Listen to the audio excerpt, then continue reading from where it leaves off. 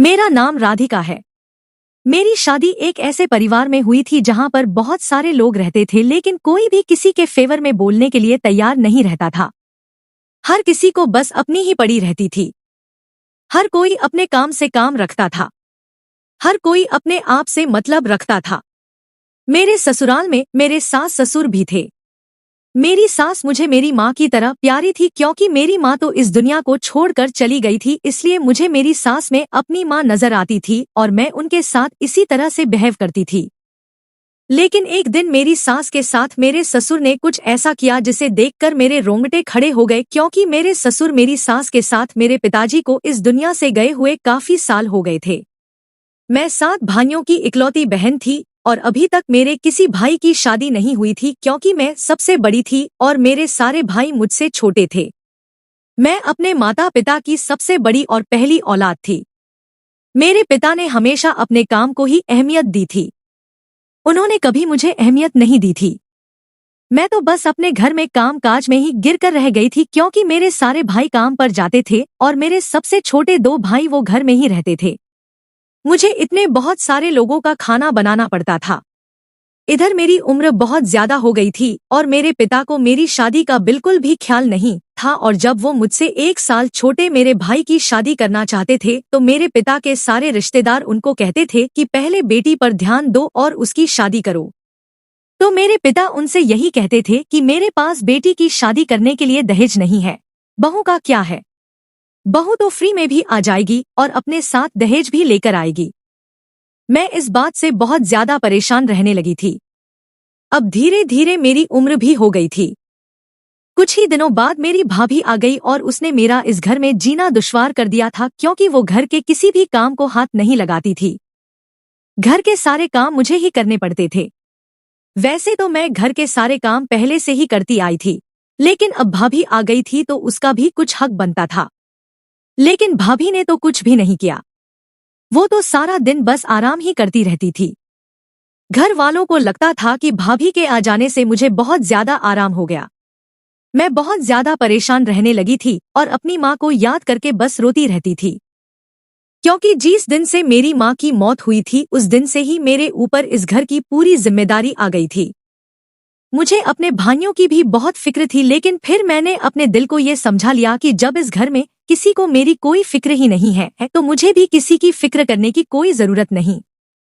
मैं देखने में भी ज्यादा खूबसूरत नहीं थी, बस मामूली सी शक्ल की लड़की थी और मेरी उम्र अब लगभग 35 साल हो चुकी थी। मेरे साथ की जितनी भी लड़कियां थी उन सब की शादी हो चुकी थी और उनके पास 2 या 3 बच्चे थे, और इधर मैं थी जिसकी शादी ही नहीं हो रही थी। एक दिन मेरे चाचा जी हमारे घर पर आए और उन्होंने मेरे पिताजी को बहुत समझाया कि पहले बेटी की शादी करो, उसके बाद कुछ और काम करना। मेरे पिताजी बहुत बूढ़े हो गए थे, लेकिन वो फिर भी अपना काम करते थे। उन्होंने कभी अपने बच्चों पर ध्यान ही नहीं दिया था। उन्हें सिर्फ पैसा कमाने से मतलब था, और वो पैसा भी सिर्फ अपने और अपने बेटों के लिए ही कमाते थे। जितना कमाते थे अपनी और अपनी बेटों की ख्वाहिशों को पूरा कर दिया करते थे। मुझसे तो किसी को भी कभी कोई मतलब नहीं रहा था। बस मैं इस घर में एक नौकरानी बनकर रह गई थी। मेरे चाचा जी और दादा की जिद करने पर मेरे पिताजी मेरी शादी करने पर तैयार हो गए थे। रिश्ता भी चाचा जी खुद ही लेकर आए थे। मैं इस बात से खुश थी कि चलो मेरी शादी होने वाली थी और इस घर से मेरी जान छूटने वाली थी। लेकिन मेरी हमेशा यही ख्वाहिश थी कि मेरी शादी जहां पर भी हो वो परिवार छोटा और कम मेंबर का हो। लेकिन जब मैंने लड़के को देखा और मुझे उसकी फैमिली के बारे में पता चला तो मेरा दिल टूट कर रह गया था। जिस लड़के से मेरी शादी होने वाली थी वो लड़का बहुत ज्यादा काला था और उसकी फैमिली भी मेरी फैमिली की तरह ही बहुत बड़ी थी। उसके 6 भाई और 2 बहनें थी। दोनों बहनों की शादी तो हो चुकी थी और सारे भाई अपनी अपनी पत्नियों के साथ दूसरे शहर में रहते थे। इधर ये लड़का अपने घर में माता पिता के साथ रहता था। बस इस लड़के की खूबी इतनी थी कि ये बहुत ज्यादा कमाता था और इसका घर भी बहुत बड़ा था। सुना था कि सारे भाई अपने अपने हिस्से लेकर अलग हो गए, लेकिन लड़का बहुत ज्यादा काला था, इस वजह से इसकी शादी नहीं हो पा रही थी। इसी वजह से मेरे चाचा जी ये रिश्ता लेकर आए थे, क्योंकि इधर मेरी शादी करने का तो मेरे पिता का कोई इरादा ही नहीं था और मेरे रिश्ते भी नहीं आते थे क्योंकि मेरी उम्र भी काफी हो चुकी थी। इसलिए मेरे पिताजी ने इस रिश्ते के लिए हाँ कर दी। इस रिश्ते की हाँ करने की सबसे बड़ी वजह ये भी थी कि लड़के वालों को दहेज नहीं चाहिए था क्योंकि उनके पास भगवान का दिया सब कुछ था। लड़के की माँ ने आकर मुझे सोने की अंगूठी पहना दी थी। मैं खुश थी कि चलो मेरी शादी तो होने जा रही है, और फिर ये कैसे परिवार में होने जा रही है जहाँ पर मेरा पति बहुत ज्यादा अमीर है। शक्ल सूरत से क्या होता है, इंसान की कमाई अच्छी होनी चाहिए, और फिर मुझे तो कोई ऐसा पति चाहिए था जो मेरी इज्जत करे और मुझे प्यार दे। इसी भरोसे के साथ मेरी शादी मेरे पिता ने उस लड़के के साथ कर दी थी। मेरी ससुराल हमारे घर से बहुत दूर थी। मेरे भाई हो या मेरे पिता, किसी ने भी लड़के के घर जाकर उसके घर को नहीं देखा था। वो लोग तो बस फॉर्मेलिटी पूरी करने के लिए ही मुझे विदा कर रहे थे, लेकिन मुझे अपने चाचा जी पर बहुत भरोसा था क्योंकि वही मेरा ये रिश्ता लेकर आए थे। पर अफसोस की बात यह है कि मेरे ये भरोसा उनके लिए गलत साबित हुआ था। जब मैं विदा होकर अपनी ससुराल आई तो मैंने देखा कि मेरे पति का घर तो बहुत बड़ा था और मेरे पति का रंग भी बहुत काला था, पर फैमिली के जितने भी मेंबर्स थे वो अलग घर में नहीं रहते थे बल्कि एक ही घर में रहते थे। शादी के कुछ दिनों तक तो मुझे लगा कि वो लोग मेहमान हैं और शादी करने के बाद चले जाएंगे, लेकिन वो जितने भी लोग थे उसी घर में रहते थे और उनमें से कोई भी अपने घर जाने का नाम नहीं ले रहा था। मेरे पति के अलावा उनके 6 भाई थे और उनकी 6 पत्नियां थी। उन पति पत्नी के बच्चे भी बहुत सारे थे। मेरे पति के साथ तो मेरे शुरू के दिन बहुत अच्छे गुजरे थे, लेकिन कुछ दिनों बाद ही मेरा पति काम के सिलसिले में शहर से बाहर चला गया था। इधर मेरा ख्याल मेरी सास रखती थी। मेरी सास बहुत अच्छी औरत थी। मेरी सारी जेठानियां तो अपने कमरों में ही पड़ी रहती थी। उन्हें आराम और मेकअप करने से फुर्सत ही नहीं मिलती। मुझे सिर्फ 2-3 दिन ही आराम करने का मौका मिला होगा। उसके बाद से ही मैंने इस घर की सारी जिम्मेदारी संभाल ली थी। वैसे तो यहाँ पर नौकर भी लगे हुए थे। वो सारे नौकर ईमानदारी से काम करते थे, लेकिन मुझे इतने बड़े घर में होते हुए इन नौकरों पर भरोसा नहीं था। इसलिए मेरी ड्यूटी होती थी कि मैं उन पर नजर रखती थी। मेरी सास मेरी जिम्मेदारी से बहुत खुश हुई थी। इतने ज्यादा लोग होते हुए भी इस घर में सन्नाटा था। हमेशा बहुत ज्यादा खामोशी रहती थी। सारे लोग अपने अपने कमरों से बाहर ही नहीं निकलते थे। मेरा पति जब से शहर गया था मुझे अपने कमरे में अकेले ही सोना पड़ता था। मेरे पति की आदत बहुत अच्छी थी। शादी की पहली रात से ही उसने मेरे साथ अपना बिहेवियर बहुत अच्छा रखा था। मुझे खुशी हुई थी कि चलो यहाँ मेरा पति तो बहुत अच्छा है, क्योंकि उनका रंग बहुत ज्यादा काला होने की वजह से उनकी काफी टाइम बाद शादी के लिए लड़की मिली थी। जब मैं अपने कमरे में सोने के लिए जाती और मैं अकेली होती तो रात बीच में मुझे ऐसा लगता जैसे किसी के चीखने चिल्लाने की आवाज आ रही है। मुझे लगता था कि जैसे इस घर में भूत है, क्योंकि मुझे किसी के पैरों के चलने की आवाज भी आती थी। सारा दिन तो इस घर में सब लोग कमरे के अंदर ही बंद रहते थे। फिर रात को कौन था जो इस घर में टहलता था? मुझे बहुत ज्यादा डर लगता था और मैं अपने पति को याद करती रहती थी। अब हर दिन ही ऐसा होने लगा था कि मुझे किसी के चलने और चिल्लाने की आवाजें आती थी।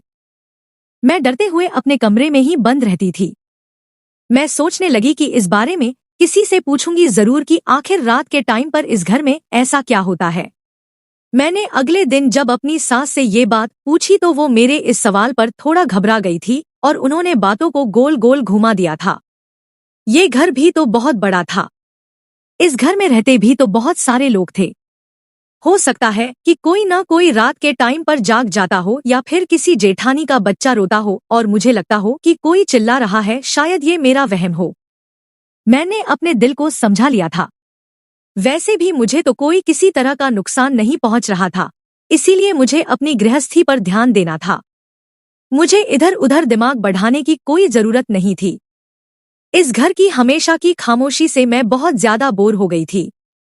कभी कभार मेरी बात मेरे पति से फोन पर हो जाया करती थी। उसके अलावा मेरा कहीं आना जाना भी नहीं था। इस घर में मेरी ससुराल का कोई रिश्तेदार भी आता जाता नहीं था। हर कोई अपने काम से काम रखता था। हर कोई अपने आप से मतलब रखता था। एक दिन रात को मैं फिर से सो रही थी और मुझे किसी के बहुत जोर जोर से चिल्लाने की आवाज आ रही थी। आज वह हिम्मत करके यह देखने के लिए उठ ही गई थी कि आखिर कौन है जो जोर जोर से चिल्लाता है और कौन है जो इतनी रात को घर में टहलता फिरता है। मैंने देखा कि मेरे ससुर किसी से फोन पर चिल्ला चिल्ला कर बातें कर रहे थे। मेरे ससुर अक्सर ऊंची आवाज में फोन पर बात करते थे। उनकी ही आवाज सारे घर में गूंजती थी। छोटी छोटी सी बात पर गुस्सा करना, लड़ना, झगड़ना, अपनी मनमानी करना और फोन पर लंबी लंबी गपशप करना मेरे ससुर का यही काम था, क्योंकि वो कोई काम नहीं करते थे और घर में ही रहते थे। सुनना था कि घर के सारे लोग मेरे ससुर से बहुत डरते हैं। यहाँ तक कि मेरी सास भी अपने पति से बहुत ज्यादा डरती थी। मेरे ससुर का बिहेवियर इस घर में किसी के साथ भी ठीक नहीं रहता था। वो किसी की भी नहीं सुनते थे और अपने हिसाब से ही जो उन्हें करना होता था वही करते थे। फिलहाल दिन इसी तरह से गुजर रहे थे। मैं हर रात देखती कि घर में आंधी रात में टहलने वाला इंसान कोई और नहीं, मेरा ससुर ही था। मैं हर रात देखती कि घर में आंधी रात को टहलने वाला इंसान कोई और नहीं बल्कि मेरा ससुर ही था। और वही रात को किसी ना किसी से बातें करते थे, जबकि मैं इस बात से भी बहुत डरी हुई थी कि कभी कभी तो वो रातों को मेरी सास को भी मारते पीटते थे। वो मेरी सास के साथ हमेशा बुरा बिहेवियर करते थे, अपनी पत्नी को अपने पैर की जूती समझते थे। जब मेरी शादी हुई थी तब शुरुआत के दिनों में तो यहाँ पर कुछ भी ऐसा नहीं था, लेकिन मेरे पति के जाने के बाद से ही इस घर में न जाने क्या क्या होने लगा था। मेरी सास को वो रोज मारते थे। मेरी सास जोर जोर से चीखती चिल्लाते रह जाती थी, मगर मेरे ससुर नहीं रुकते थे। अब मैं रोज रातों को जाकर उन लोगों के लड़ाई झगड़े पर कान लगाने लगी थी, क्योंकि मुझे पता ही नहीं चल पाता था कि वो दोनों पति पत्नी आखिर किस बात पर झगड़ा करते हैं और ऐसी कौन सी गलती है जिस पर मेरे ससुर उनको पीटते हैं। कुछ दिनों बाद मेरे पति 2-3 दिन के लिए घर पर मेरे साथ टाइम स्पेंड करने के लिए आ गए थे। मैं अपने पति के आने से बहुत ज्यादा खुश हुई थी, लेकिन हैरान इस बात पर थी कि जिस दिन से मेरे पति घर पर आए थे, अब मेरे ससुर ने मेरे साथ पर हाथ उठाना बंद कर दिया था। ये बात तो मैं पहले भी नोटिस कर चुकी थी कि जब मेरे पति घर में होते हैं तो मेरे ससुर मेरी सास पर हाथ नहीं उठाते और घर के सारे लोग भी एक साथ बैठकर डाइनिंग टेबल पर खाना खाते हैं, एक दूसरे के साथ टाइम स्पेंड करते हैं। मुझे मेरे पति के सामने घर का माहौल पूरा बदला हुआ नजर आता था। एक दिन मेरे पति ने मुझसे कहा, तुम अच्छी तरह से रेडी हो जाओ, हम लोग कहीं बाहर घूमने चलते हैं। मैं अपने पति के साथ तैयार होकर बाहर चली गई थी। मेरे पति मुझे एक बहुत बड़े रेस्टोरेंट में खाना खिलाने के लिए लेकर गए थे। वहां पर हम दोनों ने साथ बैठकर खाना खाया था। मेरे पति मेरी तरफ देखकर कहने लगे, क्या हुआ, तुम्हारा मूड ठीक नहीं है क्या? तुमने खाना भी ठीक तरह से नहीं खाया? मैंने सोचा कि अपने पति से इस वक्त ये बात करना सही है भी या नहीं, क्योंकि मैं अपनी सास की वजह से बहुत परेशान थी और घर के माहौल की वजह से भी। फिर मैंने अपने पति को सब कुछ बताने की कोशिश की, क्योंकि हम दोनों शादी के बाद पहली बार एक साथ टाइम स्पेंड करने के लिए घर से बाहर निकले थे। मैं ऐसी बातें करके अपने पति को परेशान नहीं करना चाहती थी। फिर ये भी सोच रही थी कि आखिर मैं उस घर की बहू हूँ। मैंने बड़ी हिम्मत करके अपने पति से पूछ ही लिया कि आपके पिता आखिर रात को अपनी पत्नी पर हाथ क्यों उठाते हैं। ये सवाल सुनने के बाद मेरे पति ने बड़ी हैरानी से मेरी तरफ देखा और कहने लगे कि तुम पागल हो गई हो, ऐसा कुछ नहीं है। मेरे पिताजी तो माँ से बहुत प्यार करते हैं। मैं आगे कुछ कहने वाली ही थी, इतनी ही देर में मेरे पति के पास किसी की कॉल आ गई और वो कॉल अटेंड करने के लिए मेरे पास से उठकर चले गए। मैं अपने पति के अंदाज से समझ गई थी कि वो इस बात से अनजान है। 5 मिनट बाद मेरे पति वापस आ गए थे और मुझसे कहने लगे, बताओ तुम क्या बता रही थी। मैंने फिर उसके बाद उनसे कोई बात नहीं कही और कहा कि शायद मुझे गलतफहमी हुई थी, अब हमें घर चलना चाहिए, काफी देर हो गई है। उसके बाद मैं अपने पति के साथ घर लौट आई थी। अगले 2 दिन के बाद फिर मेरे पति वापस अपने काम के सिलसिले में चले गए थे। मेरे पति जाते समय मुझे शॉपिंग करने के लिए कुछ पैसे दे गए थे। उन्होंने कहा था कि तुम अपनी पसंद के कपड़े ले आना, क्योंकि जिस दिन हम लोग घर से बाहर निकले थे उस दिन हमें इतना टाइम नहीं मिल सका था कि हम साथ में शॉपिंग भी कर ले। मेरी कोई जेठानी वैसे तो कोई मेरे साथ जाता नहीं, क्योंकि कोई भी मेरे साथ ढंग से बात तक नहीं करती थी। मैंने अपनी सास से इसलिए नहीं पूछा था कि कहीं मेरे ससुर उन्हें जाने से इनकार ना कर दे। मेरे घर की सारी नौकरानियों के साथ अच्छी जान पहचान हो गई थी। एक नौकरानी थी चमेली। मैंने उससे कहा कि तुम क्या मेरे साथ मार्केट चलोगी, तो वो मेरे साथ मार्केट चलने के लिए फौरन ही तैयार हो गई। इस घर में मुझे किसी से परमिशन लेने की कोई जरूरत नहीं थी, क्योंकि कोई कुछ भी करे इस घर में किसी को किसी से कोई मतलब नहीं होता था। इसलिए मैं नौकरानी को अपने साथ ले जाकर मार्केट से अपनी शॉपिंग करके आ गई थी। जब मैं मार्केट से घर आई तो मेरी सास के कमरे का दरवाजा खुला हुआ था। मैं धीरे धीरे कदमों से अपनी सास के कमरे के दरवाजे तक जा पहुंची। मुझे उनके कमरे से आवाज आ रही थी। वो कह रही थी कि बस करो, अब मेरे ऊपर ज्यादा जुल्म मत करो। इसका मतलब ये था कि आज मेरे ससुर फिर से मेरी सास पर हाथ उठा रहे थे, और अब रात का वक्त नहीं था बल्कि दिन था। मैंने अपने हाथ से शॉपिंग बैग साइड पर रख दिए और कान लगाकर अपने सास ससुर की बातें सुनने लगी। मेरी सास जोर जोर से चिल्ला रही थी कि तुम मेरे साथ ये मत करो, मुझे माफ कर दो, आखिर कब तक तुम मेरे साथ यही सब करते रहोगे। बार बार मेरी सास एक ही शब्द को दोहरा रही थी। मैंने दरवाजे से झांक कर देखा कि आखिर मेरे ससुर मेरी सास के साथ ऐसा भी क्या कर रहे हैं, तो ये देखकर मेरे पैरों तले से जमीन निकल गई कि मेरे ससुर मेरी सास के बाल काट रहे थे। मैं समझती थी कि मेरे ससुर मेरी सास पर हाथ उठाते होंगे और उनको मारते होंगे, तभी मेरी सास इतना ज्यादा चिल्लाते हैं। लेकिन मेरा ये ख्याल गलत साबित हुआ था, क्योंकि वो उनको मार नहीं रहे थे बल्कि उनके बाल काट रहे थे। जिस पर मेरी सास बहुत ज्यादा चिल्ला रही थी, पर वो ऐसा क्यों कर रहे थे ये बात मेरी बिल्कुल भी समझ नहीं आई थी। आखिर बाल तो औरत का गहना होते हैं। हर औरत की खूबसूरती बालों से ही तो होती है। मेरे ससुर के एक हाथ में मेरी सास के कटे हुए बाल और दूसरे हाथ में कैंची थी। अब मुझसे ये सब कुछ देख कर रहा नहीं गया था, इसीलिए मैं चिल्लाते हुई कमरे के अंदर चली गई। मैंने कमरे के अंदर जाकर अपने ससुर से कहा, पिताजी आप ये सब क्या कर रहे हैं। मेरे ससुर ने कहा, शुक्र करो बहू, तुम्हारी सास के हिसाब से ये सजा बहुत कम है, वरना जो तुम्हारी सास के कारनामे हैं इसे तो इस घर से निकाल देना चाहिए। ये कहते हुए मेरे ससुर कमरे से बाहर निकल गए थे। मैंने अपनी सास को जाकर जल्दी से गले लगा लिया, क्योंकि वो बेचारी बहुत ज्यादा रो रही थी। मैंने उनसे पूछा कि ये सब कुछ क्या हो रहा है, पिताजी ने आपके बाल क्यों काटे हैं। मेरी सास कहने लगी, ऐसा तो वो हर रोज करते हैं। पहले तो वो मुझे मारते हैं और उसके बाद मेरे बाल काटते हैं। मैंने कहा, पर मुझे लगता है कि वो खाली आपके बाल काटते हैं, आपको मारते नहीं हैं। मेरी सास कहने लगी, ये आदमी बहुत जालिम है, कभी भी कुछ भी कर सकता है। मेरी सास कहने लगी, बहू मैंने कुछ नहीं किया, तुम अभी इस घर के बारे में कुछ नहीं जानती हो, इसलिए तुम ये बात नहीं समझ सकती। मैं बेकसूर हूँ, बेगुनाह हूँ। मैंने उनसे पूछा कि आखिर कोई बात तो होगी जो ये आपके साथ ऐसा करते हैं। मेरी सास ने कहा, बहू इस घर में सबको अपनी फिक्र है, इसलिए कोई किसी के मामले में नहीं बोलता, क्योंकि इस घर के सारे लोग मेरे छोटे बेटे की कमाई खाते हैं। तुम इस घर के लोगों से बचकर रहना, और खासकर अपने ससुर से, वो बहुत खतरनाक आदमी है। कभी भी कोई भी बात अपने पति से मत कहना, वरना वो मुझे जान से मार देंगे। मेरी सास ने मुझे जबरदस्ती कमरे से बाहर भेज दिया और कहने लगी कि आइंदा कभी भी हम दोनों के झगड़े के बीच तुम मत आना, वरना तुम्हारे साथ अच्छा नहीं होगा और तुम्हें कुछ भी जानने की जरूरत नहीं है।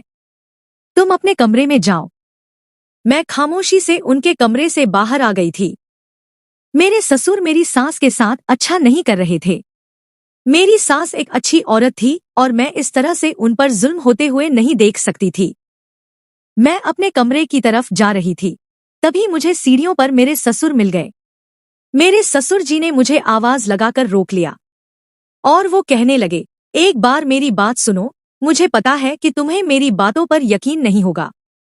मैं अपने ससुर की बात को समझ नहीं पाई थी। वो मेरे पास आए, उन्होंने मुझसे कहा कि मुझे पता है तुम बहुत समझदार लड़की हो। बिल्कुल मेरे बेटे की तरह मेरा बेटा भी बहुत समझदार है। मैंने अपने ससुर जी से कहा, लेकिन आप माँ जी के साथ बहुत गलत कर रहे हो। मेरे ससुर कहने लगे, रुको, मैं अभी तुम्हें सारी कहानी समझाता हूँ, ताकि तुम्हें मुझ पर यकीन आ सके और ये भी पता चल जाए कि इस घर में क्या हो रहा है।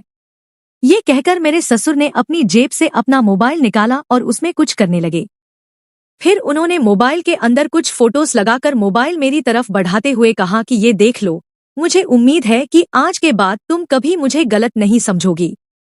मेरे ससुर कहने लगे मैं कोई बुरा इंसान नहीं हूँ, लेकिन जब कोई मर्द अपनी पत्नी से बेवफाई देखेगा तो फिर वो अपनी पत्नी पर किसी न किसी तरह से तो रोक लगाएगा ही। फोटोज देखने के बाद तो मेरे पैरों तले से जमीन निकल गई थी। मुझे अपनी आंखों पर विश्वास नहीं हो रहा था। अभी मैं फोटोज देख ही रही थी कि अचानक सीढ़ियों पर मेरी सांस आ गई और उन्होंने मेरे हाथ से मोबाइल छीनकर अपने पास रख लिया और मेरा हाथ पकड़कर मुझे खींचने लगी। कहने लगी तुम अभी तक अपने कमरे में नहीं गई हो। मैं अपनी सास से कुछ कहती तभी वो बोल पड़ी और कहने लगी तुम कुछ नहीं जानती और ना ही कुछ समझती हो। चलो अपने कमरे में जाओ और दोबारा हम दोनों के बीच पड़ने की कोई जरूरत नहीं। मैंने झटके से अपनी सास से अपना हाथ छुड़वाया। वो आंखें फाड़कर मेरी तरफ देख रही थी। मैंने बड़ी गौर से अपनी सास की तरफ देखा था। रात के टाइम पर फिर वही चीखने चिल्लाने की आवाजें आ रही थी। मेरी सास के बाल बहुत लंबे लंबे थे। मेरे ससुर उनके बाल काट काट कर उनको आधा गांजा तो कर ही चुके थे। मेरी सास हमेशा अपने सर पर पल्लू रखकर घूमती थी। कई दिन इसी तरह से गुजर गए। मेरे पति जब घर आते तो इस घर का माहौल बहुत अच्छा होता और जब वो घर से चले जाते तो फिर से बिगड़ जाता। मैं अपने पति को ये सब कुछ बताने की कोशिश करना चाहती थी पर मेरी सास ने मुझसे सख्ती से मना कर दिया था और कहा था कि तुमने अपने पति को कुछ भी बताया तो तुम्हारे लिए अच्छा नहीं होगा। मैं तुम्हें इस घर से बाहर निकल दिलवा दूंगी। मुझे बहुत ज्यादा टेंशन रहने लगी थी। मेरी समझ नहीं आ रहा था कि आखिर इस घर में हो क्या रहा है। टेंशन और चीखों की आवाजों से मैं सो नहीं पाती थी। सारी रात मुझे जागते जागते गुजर जाती थी। मेरी सास मेरे पति की माँ थी और मुझे बहुत प्यारी थी क्योंकि उन्होंने कभी भी मेरे साथ सास होने जैसा सुलूक नहीं किया था। इन्हीं सब बातों की वजह से मैंने अपने दिल को बहुत टटोला लेकिन मुझे कहीं भी ऐसा महसूस नहीं हुआ था कि मेरी सास ऐसी हो सकती है। फिर अगला दिन निकला और मैं हैरान रह गई। मेरे ससुर मेरी सास के और मेरे साथ बहुत ज्यादा अच्छा बिहेवियर कर रहे थे। मुझे लगा कि शायद मेरे ससुर को एहसास हो गया है कि औरत पर हाथ उठाना नहीं चाहिए। मैंने उन दोनों में बहुत ज्यादा प्यार देखा था। मैं बहुत खुश हुई थी कि चलो अच्छा हुआ, आपस में प्यार मोहब्बत होना बहुत जरूरी है और अब काफी दिनों से मेरे ससुर मेरी सास के साथ कुछ भी गलत नहीं कर रहे थे। अब मैं बेफिक्र हो गई थी और मेरे दिमाग से अब ये टेंशन भी निकलने लगी थी। दिन अच्छे गुजर रहे थे। एक दिन रात के लगभग 9 बज रहे थे। मैं अपने कमरे में बैठी हुई टीवी देख रही थी। मैंने देखा कि मेरे ससुर मेरे कमरे में आए। जल्दी से मैंने उनको देखकर अपने सर पर पल्लू रख लिया था। मैंने उनसे कहा पिताजी आपका यहाँ पर आना कैसे हुआ? तो उन्होंने कहा बहू मैं तुम्हारे लिए अपने हाथ से बनी हुई चाय लेकर आया हूँ। तुम्हारी सास और तुम्हारे पति को भी मेरे हाथ की चाय बहुत पसंद है। मैंने सोचा कि जब से वह घर में आई है उसके साथ यहाँ ढंग से कोई बात भी नहीं करता, इसलिए मैं तुम्हारे लिए चाय बनाकर लाया हूँ।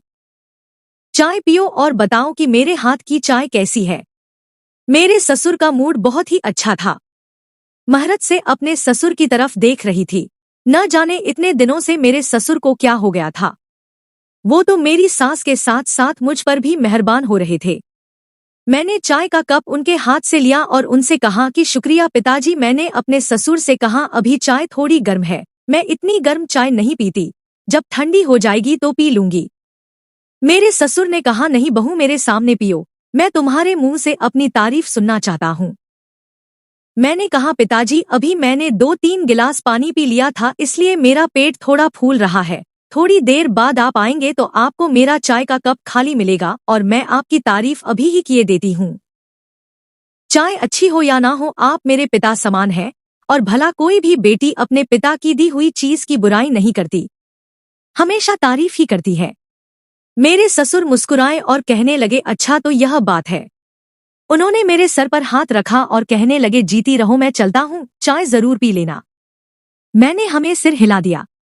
मैं उठी और मैं चाय का कप लिया और बाथरूम में जाकर चाय को फेंक दिया और कप वापस लाकर टेबल पर रख दिया, क्योंकि मेरा चाय पीने का बिल्कुल भी मन नहीं कर रहा था। रात के टाइम पर अगर मैं चाय पी लेती तो मुझे खाना डाइजेस्ट नहीं होता, बहुत ज्यादा प्रॉब्लम हो जाती। अब ये बात तो मैं अपने ससुर से नहीं कह सकती थी, लेकिन मुझे खुशी थी कि मेरे ससुर के अंदर अब काफी ज्यादा बदलाव आ चुका था। काफी टाइम से मेरे ससुर आंधी रात के टाइम पर मेरी सास पर भी कोई अत्याचार नहीं करते थे, बल्कि वो तो उन पर अत्याचार करना ही भूल चुके थे। मुझे बहुत रात हो गई थी टीवी देखते हुए, इसलिए मैंने टीवी ऑफ किया और अपने पति से चैटिंग पर बातें करने लगी। उस टाइम पर वो भी अपने रूम में आराम कर रहे होते थे, लेकिन उस टाइम पर मुझे महसूस हुआ जैसे किसी की परछाई मेरे कमरे की तरफ आ रही है। मैं बहुत डर गई थी। मैंने जल्दी से अपना मोबाइल बंद किया और आंखें बंद करके लेट गई। किसी ने दरवाजा खोलकर शायद मुझ पर नजर डाली और दोबारा से दरवाजा बंद कर दिया। मैं समझ गई थी कि मेरे कमरे के अंदर कौन आया था। मैं दोबारा से अपने पति से चाट पर बातें करने लगी, लेकिन मुझे कमरे से बाहर कुछ खटपट की आवाज आ रही थी। मैंने अपना मोबाइल रख दिया और मैं चुपके चुपके अपने कमरे से देखने के लिए बाहर निकली कि आखिर बाहर हो क्या रहा है। मैंने देखा कि मेरे ससुर मेरी सास के मुंह पर हाथ रखकर उनको ना जाने कहां लेकर जा रहे थे। मैं उनके पीछे पीछे जा रही थी और मैं ये देखकर हैरान रह गई कि इस घर में एक बेसमेंट भी बना हुआ था, जिसके बारे में मुझे तो कुछ पता ही नहीं था। वो मेरी सांस को जबरदस्ती खींचते हुए बेसमेंट के अंदर लेकर जा रहे थे।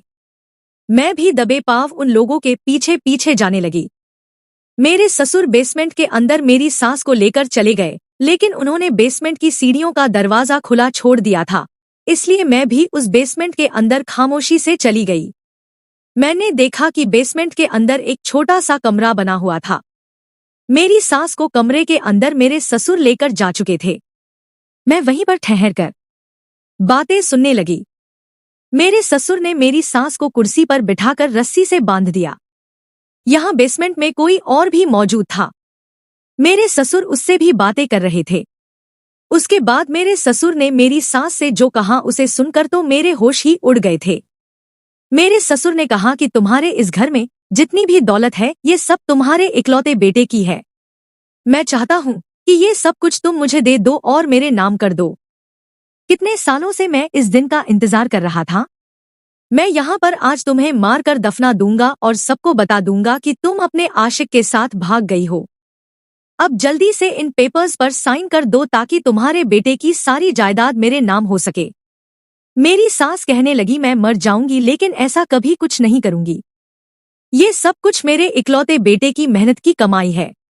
तुम क्या चाहते हो कि मैं तुम्हारे और तुम्हारे हरामखोर बच्चों को अपने बेटे की मेहनत की कमाई का ये बनाया हुआ सब कुछ से भी छुपानी पड़ रही है। मेरे ससुर ने मेरी सास के मुंह पर जोरदार थप्पड़ मार दिया और उन्हें कहा कि उसे तो आज मैंने चाय में नींद की दवाई मिलाकर बेहोश कर दिया। उसे कुछ भी पता नहीं चलेगा। जब उसकी सुबह आंख खुलेगी तो पता चलेगा कि उसकी सास तो अपने आशिक के साथ भाग चुकी है, क्योंकि जो फोटो मैंने उसे दिखाए थे उसने उन फोटो पर यकीन कर लिया था।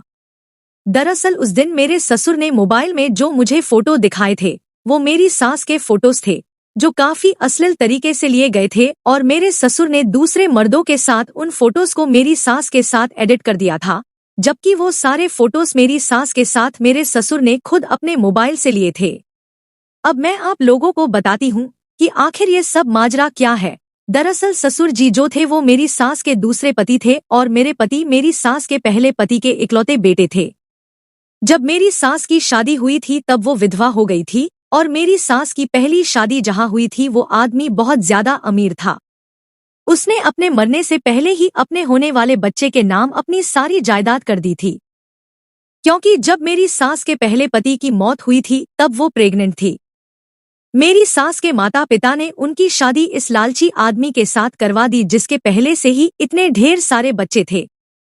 मेरी सास के पास अपने पति की सारी जायदाद मौजूद थी, इसलिए मेरी सास ने अपने इकलौते बेटे को खूब पढ़ाया लिखवाना और उसे अपने पति का बिजनेस दोबारा से स्टार्ट करने का हौसला दिया। जबकि मेरी सास के दूसरे पति के बच्चों ने इस बात का बहुत फायदा उठाया और उनकी जायदाद पर ऐश की। मेरा पति ये बात नहीं जानता था कि आदमी उनका दूसरा पिता है। यह बात मेरी सास ने उनसे इसलिए छुपाई थी क्योंकि उनका बेटा बचपन से ही बहुत समझदार था। बहुत से बच्चे दूसरे पिता या दूसरी माँ को एक्सेप्ट बड़ी मुश्किल से कर पाते हैं, लेकिन मेरे पति ने तो जब से आंख खोली थी मेरे ससुर को ही अपना पिता समझा था, इसलिए मेरी सास ने मेरे पति को बताया जाने के बारे में कभी ये नहीं सोचा। लेकिन जब मेरा पति जवान हुआ और उसने अपने पहले पिता की बिजनेस को दोबारा से स्टार्ट कर दिया और उसने उनके बिजनेस को खूब बढ़ावा दिया, पैसे से खूब पैसा कमाया तो ये बात मेरे ससुर को अच्छी नहीं लगी, क्योंकि उनकी कोई भी औलाद इस काबिल नहीं थी जो मेरे पति का मुकाबला कर सकती। मेरे पति की कमाई पर वो लोग पल रहे थे और मेरे पति के काबिल होने के बाद भी ये सब लोग मेरे पति के घर में ही रह रहे थे और उनकी मेहनत की कमाई से ही ये सब लोग अपना खर्चा पानी कर रहे थे। लेकिन मेरे पति ने अपनी कमाई से जो कुछ भी लिया था वह सब कुछ अपनी माँ के नाम कर दिया था। मेरे ससुर अब ये सारी जायदाद अपने नाम करवाना चाहते थे और काफी टाइम से मेरी सास को इसके लिए ब्लैकमेल कर रहे थे कि वो उनको अपनी सारी जायदाद दे दे। मेरे ससुर मेरे पति के सामने तो बहुत अच्छे तरीके से इसीलिए रहते थे क्योंकि वो कभी भी नहीं चाहते थे कि अगर मेरे पति को ये बात पता चल गई कि वो मेरी सास के दूसरे पति हैं और उनके बच्चे भी मेरी सास के नहीं बल्कि मेरे ससुर की पहली पत्नी के हैं, तो मेरा पति कभी भी उन लोगों को हमारे घर में बर्दाश्त नहीं करेगा और मेरे पति का दिमाग तो कभी भी घूम सकता है। वो इन लोगों को घर से बाहर निकाल सकता है। अब मेरे ससुर मेरी सास से पेपर पर साइन करवाने के बाद मेरी सास को मार देना चाहते थे और उनके मरने के बाद सबको ये बताते कि मेरी सास का अफेयर किसी और के साथ चल रहा था। वो अपने आशिक के साथ भाग गई। मेरे साथ बोली जरूर हो गई थी, लेकिन वो बहुत खूबसूरत थी। उन्हें देखकर कहीं से भी नहीं लगता था कि वो बोली है। कमरे के अंदर जो दो लोग मौजूद थे वो मेरे ससुर के दो बड़े बेटे थे जो कि मेरे पति की इस दौलत को हथियाना चाहते थे। मेरे ससुर मेरी सास के बाल इसलिए काटते थे क्योंकि बाल औरत का गहना होते हैं। उन्हें लगता था कि वो अपनी पत्नी के बाल काट देंगे और उन पर रोज मारपीट करेंगे तो वो डरकर उनके नाम ये जायदाद कर देंगे, लेकिन ऐसा कुछ भी नहीं था। सलाम है मेरी सास की बर्दाश्त को, जो इतने सालों से वो सब कुछ को बर्दाश्त कर रही थी और उन्होंने अपने बेटे की जायदाद किसी ऐसे आदमी के हवाले नहीं की थी जो उनकी और उनके बेटे की जिंदगी खराब कर देता। मैं अपनी सास पर अब ज्यादा जुल्म होते हुए नहीं देख सकती थी, इसलिए मैंने एक काम किया था। जब मैं अपने कमरे में लेटी हुई अपने पति से चाट कर रही थी, मैं समझ गई थी कि रूम में मेरे ससुर आए हैं। मैंने अपने पति को मैसेज से पूरी बात बता दी थी। मैंने सोच लिया था कि मेरे पति को यकीन आए या न आए, क्योंकि मुझे गड़बड़ का एहसास तो तभी हो गया था जब मेरे ससुर का बिहेवियर बदलने लगा था और वो मेरे कमरे में आज पहली बार मेरे लिए चाय बनाकर लाए थे। मेरे पति ने जब मैसेज पढ़े तो उनका रिप्लाई किया था कि मैं अपने दोस्त को भेज रहा हूँ, तुम उसकी मदद ले लेना, बाकी मैं यहाँ से घराने के लिए निकल रहा हूँ। अगर ये सब कुछ सच हुआ तो मैं अपने पिता और उनके सारे बच्चों का हाथ पकड़कर घर से निकाल दूंगा, और अगर ये बात गलत हुई तो मैं तुम्हें इस घर से निकाल दूंगा और तुम्हें डिवोर्स दे दूंगा। मैंने अपने पति से कहा था कि तुम अपने दोस्त को भेज देना, मुझे सब कुछ मंजूर है। मैं 20 मिनट की सीढ़ियों से चढ़ती हुई दरवाजे पर आई तो मैंने देखा कि मेरे पति के एक दोस्त आ गए थे। मेरे पति के दोस्त होने के साथ साथ वो पुलिस ऑफिसर भी थे, क्योंकि मैंने अपने पति को ये बताया था कि आपके पिता रोज रात को आपकी माँ को मारते हैं और उनके बाल काटते हैं। अगर आपको यकीन नहीं आता तो आप आकर यहाँ पर देख सकते हो, और मुझे लग रहा है कि आज भी वो यही सब कुछ करने वाले हैं, क्योंकि वो ये चेक करने आए हैं कि मैं सो गई हूँ या नहीं। मैं रात को सोई नहीं हूँ और उन पर नजर रखती हूँ, इसलिए शायद अब वो मुझसे सावधान हो गए। मैं अपने पति के दोस्त को नीचे बेसमेंट में ले गई थी।